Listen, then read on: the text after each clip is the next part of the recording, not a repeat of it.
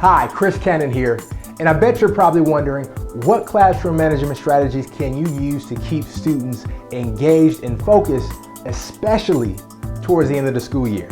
Well, in this video, I'm going to show you how to not only keep them engaged and focused, but looking forward to coming to class. Stay tuned.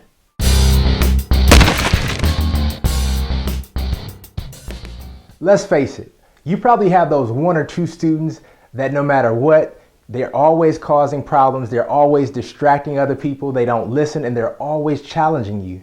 And just like normal teachers, you probably have thought sometime of, putting them in a wrestling move or doing something to help resolve the situation and taking matters into your own hands, but you understand, and I understand too, that that's illegal and we can't do that. And the unfortunate thing is, even though you probably need to see the parent of that child weeks and probably months, if you do that, that's probably the only time that you're actually going to see that parent. And you probably don't want to see them on those circumstances.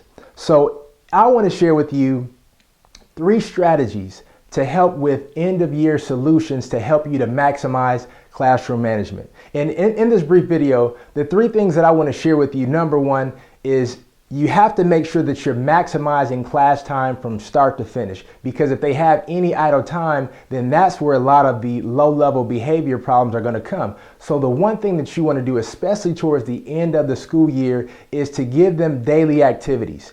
And I want to be clear in saying that these daily activities, they don't have to be the same thing every single day. And the one thing that you really must take into consideration is that they have to start immediately. As soon as the bell rings, the expectation should be that this activity is going to start immediately. The one thing that you want to do also with this activity is that you want to make sure that it's short. I would suggest maybe 5 minutes or less, but you want to make it extremely short, and you want to make sure that you start it immediately when the bell rings. The other thing that's extremely important, and probably even more important than time, is that you want to make sure that this activity is actually meaningful. If you give them some kind of worksheet that they know is going to go in the garbage and you're not even grading it, then they're not going to give much effort and they're not going to do the assignment. So the activity, you want to make sure that it's relevant to them and it's actually meaningful. And one suggestion that I would actually recommend is to title it an activity and not an assignment, because even when you title it an assignment, it causes resistance.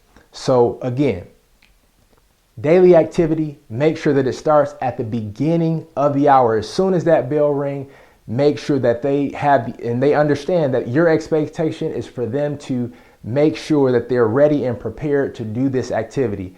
Short, and it also has to be meaningful. In every activity that you assign, always make sure that it connects to their concerns.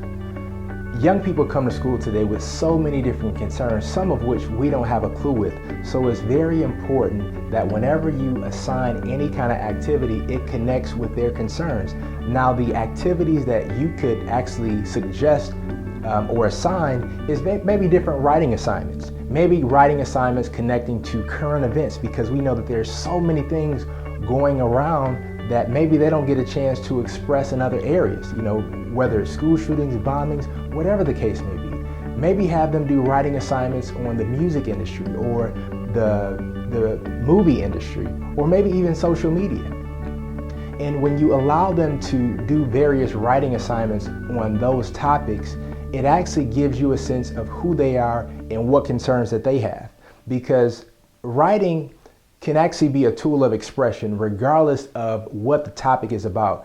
And I'll be honest, oftentimes when I travel around and I speak to different school systems, what I learn is that the behavior of young people is asking some kind of question, and at the root of it, it always stems back to fear. And sometimes writing is actually a way for them to express what they feel internally based on the fear that they have, to help them to cope with some of the things that they're going through. Because behaviors are really outward expressions of what they're experiencing internally. And that's just their way of communicating to you outwardly what they're experiencing internally. Because communication-wise, they might not have the maturity level or the capacity to even describe to you what they're experiencing. So when it comes to writing assignments, The first thing that you want to do is, regardless of the activity, it has to connect with their concerns to make it relevant. But when it comes to writing assignments, use it as a tool to allow them to express outwardly what they're experiencing internally. Because writing could also be a substitute to express those fears that maybe they've been used to expressing with their behaviors. And I heard a quote years ago by Marianne Wilson, and she said, "Everything that we do is either an act of love or a cry for help." So even when we look at some of the classroom management challenges that we have, those students are probably using that behavior to cry out for help in some kind of area. And maybe you allowing them to write those feelings down, maybe give them that outlet to express what they're experiencing internally that maybe they've never gotten before. So again, it could be used as an expression. And also keep this into consideration. As it approaches the end of the school year, we have no idea what some of these students might be experiencing as it relates to being at home full time. Because for many of these students, school is actually the safety zone, regardless of their behavior there. Because if you notice, even some of the so-called trouble students or at-risk students or students that cause problems, they are there consistently. They might not have perfect attendance, but they're there consistently, and they're there for a reason. And for them, school could be that safety zone. So even when it comes to classroom management, think about, why is this person acting out? And then think about the quote that Marianne Wilson said. Everything that we do is either an act of love or a cry for help. But make sure that in order to engage your students, make sure that everything that you do in terms of the activities that you assign connects with some kind of concern that they themselves have. Step 3, promise them something in the end. Let them know at the very start of class that the last 10 minutes of class will be spent discussing what's important to students or students' concerns, however you want to word it.